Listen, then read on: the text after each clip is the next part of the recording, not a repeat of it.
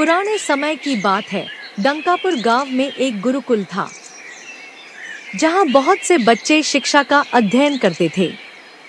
गुरुकुल के आचार्य हंसराम सभी बच्चों को शिक्षा के साथ साथ नैतिक मूल्यों का भी अध्ययन करवाते थे। बच्चों, हमारे जीवन में नैतिक शिक्षा का बहुत महत्व होता है। नैतिक शिक्षा का अर्थ होता है ऐसा व्यवहार जिसका अनुकरण करने से सबकी रक्षा हो सके। हम कह सकते हैं कि नैतिकता वह गुण है और नैतिक शिक्षा वह शिक्षा है जो कि समाज के प्रत्येक व्यक्ति, संपूर्ण समाज तथा देश को आगे बढ़ाने में मदद करती है। उसी गुरुकुल में श्याम, जुगल और प्रकाश नाम के 3 छात्र पढ़ाई करते थे, जिनमें बहुत गहरी दोस्ती थी। उनकी दोस्ती के किस्से पूरे गुरुकुल में चर्चित थे। गुरुकुल के आचार्य भी उनकी दोस्ती से प्रभावित थे। बच्चों, मुझे बहुत प्रसन्नता होती है तुम तीनों की दोस्ती देखकर। मैं तो यही चाहता हूँ कि तुम तीनों सदैव ही इसी तरह एक दूसरे के साथ खड़े रहना। उसी गुरुकुल में देशराज नाम का एक राजकुमार पढ़ाई करता था। राजकुमार बहुत ही घमंडी था। राजकुमार श्याम, जुगल और प्रकाश की दोस्ती से बहुत ही ईर्ष्या करता था। राजकुमार हमेशा ही किसी न किसी तरह से उनकी दोस्ती को तोड़ने की कोशिश करता रहता था। सुनो जुगल, तुम तो बेकार में ही श्याम और प्रकाश के चक्कर में पड़े हो। जबकि ये बात सबको पता है कि श्याम और प्रकाश की दोस्ती आपस में तुमसे ज्यादा गहरी है। वो दोनों तो तुम्हें कभी अपना मित्र समझते ही नहीं। क्यों ना तुम मेरे साथ आ जाओ, हम दोनों मिलके पूरे गुरुकुल पे राज करेंगे। मैं तो वैसे भी एक राजकुमार हूँ। मैं तुम्हें वो हर चीज दे सकता हूँ जिसकी तुम्हें लालसा है। देशराज, एक बात तुम ध्यान से सुन लो, आगे से कभी ऐसी कोशिश भी ना करना, क्योंकि तुम कभी हम लोगों को अलग नहीं कर सकते। भले ही तुम कितने भी प्रयास कर लेना, तुम सदैव ही विफल होते रहोगे। एक बार आचार्य सभी बच्चों की परीक्षा लेने का विचार बनाते हैं। आचार्य सभी बच्चों को लेकर जंगल में एक बड़े से पेड़ के पास जाते हैं। बच्चों, मैं तुम सबको यहाँ एक छोटी सी परीक्षा लेने के लिए लाया हूँ। ये जो बड़ा सा पेड़ देख रहे हो, इस पेड़ पे जो भी छात्र सकुशल चढ़ेगा उसको मैं एक पुरस्कार दूंगा। सभी बच्चे परीक्षा देने के लिए तैयार हो जाते हैं। तभी राजकुमार आचार्य से कहता है, गुरुजी, मैं एक राजकुमार हूँ। मैं इस पेड़ पर सबसे पहले चढ़ना चाहता हूँ। ये मेरा हक है।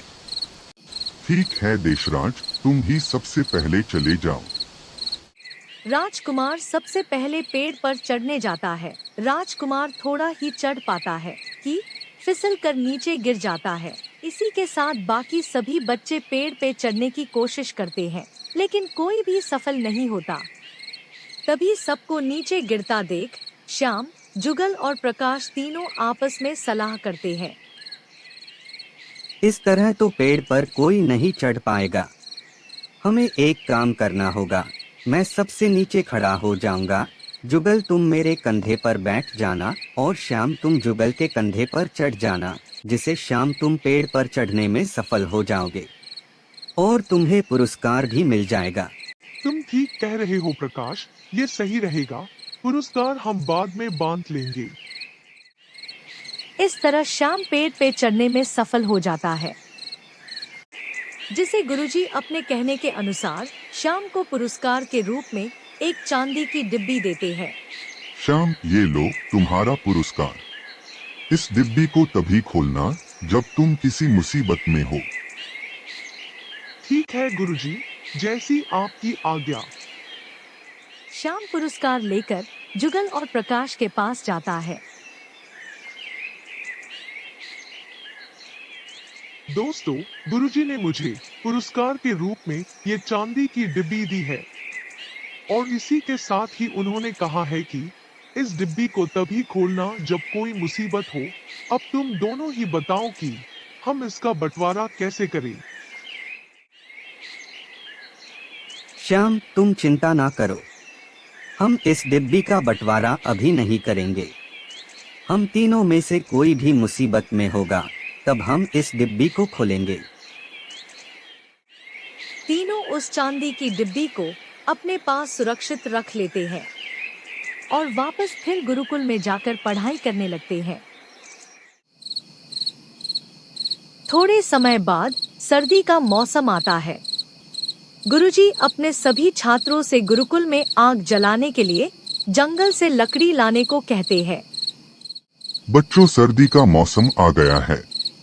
सर्दी से बचने के लिए गुरुकुल में आग जलाने का प्रबंध करना पड़ेगा।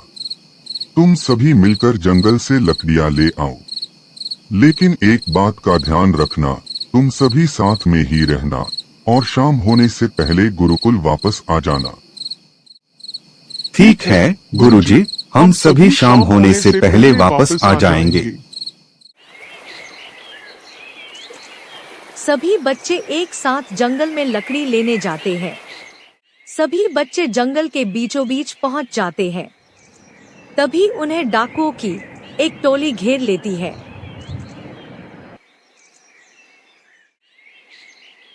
तुम सब यहीं रुक जाओ और तुम्हारे पास जो भी है वो हमारे हवाले कर दो। सरदार, इन सभी को छोड़ो, वो देखो राजकुमार। हम सिर्फ राजकुमार को ही पकड़ लेती है। इसके बदले में राजा से खूब सारा सोना मांगेंगे। डाकू राजकुमार को पकड़ लेते हैं। तभी प्रकाश श्याम से उस डिब्बी के बारे में पूछता है। श्याम, तुम्हें गुरुजी ने जो चांदी की डिब्बी दी थी वो कहाँ है? वो डिब्बी मुझे अभी दो।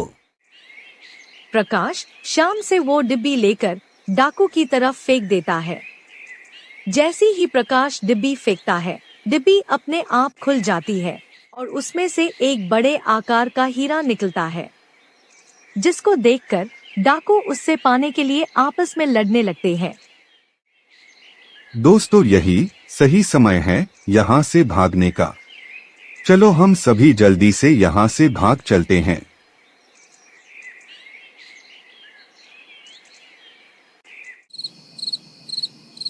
मौका देखकर सभी वहां से भागकर वापस गुरुकुल आ जाते हैं। राजकुमार तीनों की बहादुरी देखकर बहुत प्रसन्न होता है। गुरुकुल में पहुंचते ही सभी गुरुजी को सारी बात बताते हैं। गुरुजी, आपने मुझे इतना अनमोल हीरा क्यों दिया था? श्याम, वो कोई हीरा नहीं था, वो तो एक कांच का टुकड़ा था। लेकिन वो कांच का टुकड़ा तुम्हारी वजह से अनमोल बन गया है, क्योंकि उस कांच के टुकड़े की वजह से ही तुम सबकी जान बची है। इसीलिए मैंने तुमसे वो डिब्बी पहले खोलने से मना किया था, क्योंकि अगर वो डिब्बी तुम पहले ही खोल देते तो हो सकता था कि तुम उस कांच के टुकड़े को देखकर आपस में ही झगड़ा कर लेते। दूसरे दिन राजकुमार तीनों के पास आता है और बोलता है, मैंने हमेशा ही तुम तीनों को अपने से नीचा समझा और तीनों को अलग करना चाहा, जिसकी गलती मैं मानता हूँ। मुझे तुम तीनों माफ कर दो। और तुमने मेरी जान भी बचाई है, इसके लिए मैं तुम्हें अपने महल में ले जाकर अपने पिताजी से पुरस्कार दिलाना चाहता हूँ। तीनों राजकुमार को माफ कर देते हैं और तीनों राजकुमार के साथ महल में जाते हैं। महल में राजा तीनों को राजकुमार की जान बचाने के लिए तीनों को बहुत सारा सोना देते हैं। तीनों अपना पुरस्कार लेकर खुशी खुशी वापस गुरुकुल लौट जाते हैं। इस कहानी से हमें ये सीख मिलती है कि हमें हमेशा ही अपने दोस्तों का साथ देना चाहिए।